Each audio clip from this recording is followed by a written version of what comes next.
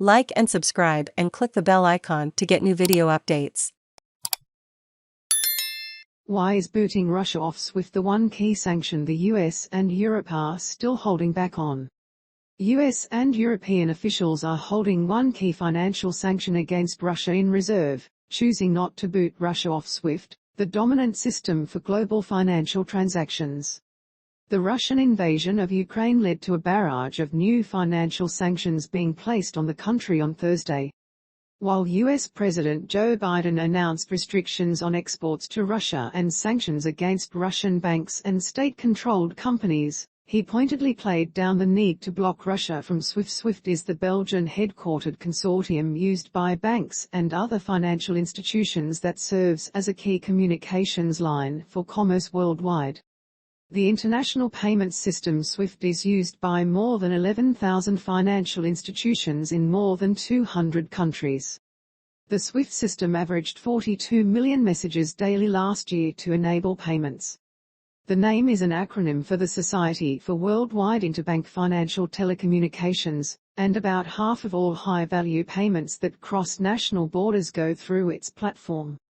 In arguing for Russia to be cut off from the SWIFT system, UK Defence Secretary Ben Wallace said Russia's continued access allowed it to move money around the world to receive payments for its gas.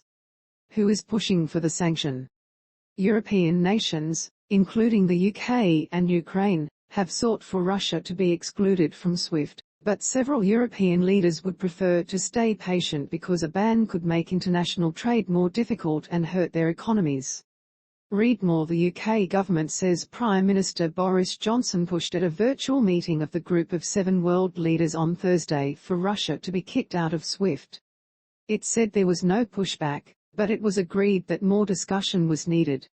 Mr. Wallace said on Friday the UK would continue lobbying reluctant allies to take the step. "We will work all the magic, do everything we can in diplomacy," he told the BBC. What is the US position?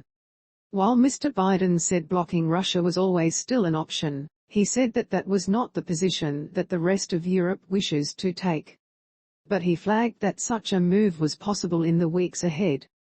Mr. Biden suggested the sanctions being put in place would have more teeth than booting Russia off SWIFT. Read more. Let us have a conversation in another month or so to see if they're reworking. US politicians have called on Mr. Biden to deploy every available financial sanction, with Senate Republican leader Mitch McConnell saying that America should ratchet the sanctions all the way up. Don't hold any back. Every single available tough sanction should be employed and should be employed now. But Senator Jim Risch of Idaho, the top Republican on the Senate Foreign Relations Committee, said the SWIFT ban would be complicated and time-consuming in part because the US DOESNT have control over the decision. The problem is that banning Russia from SWIFT might not cut it off from the global economy as cleanly as proponents think. Also, there could be blowback in the form of slower international growth. And rival messaging systems could gain users in ways that erode the power of the US dollar, all of which has left SWIFT as a sanction waiting to be deployed. It is a communications platform, not a financial payment system, said Adam Smith, a lawyer who worked in the Obama administration. The other risk is that countries could migrate their institutions to platforms other than SWIFT, such as a system developed by China. Read more. This would increase the friction in global commerce, hurting growth, and make it harder to monitor the finances of terrorist groups. By politicizing SWIFT you give incentive for others to develop alternatives, said Brian O'Toole, a senior fellow at the Atlantic Council and former Treasury official. Are the current sanctions just as effective? The sanctions announced Thursday would still accomplish much of what would happen if Russia lost access to SWIFT, said Clay Lowery of the Institute of International Finance. Cutting off these financial institutions from utilizing the dollar, euro, pound sterling is still a pretty significant step, Mr. Lowery said. In 2019, then Russian Prime Minister Dmitry Medvedev said losing access to SWIFT would be akin to a declaration of war against Russia. The statement by Mr. Medvedev is a sign that Russia viewed the platform as a vulnerability and developed workarounds to limit any economic damage.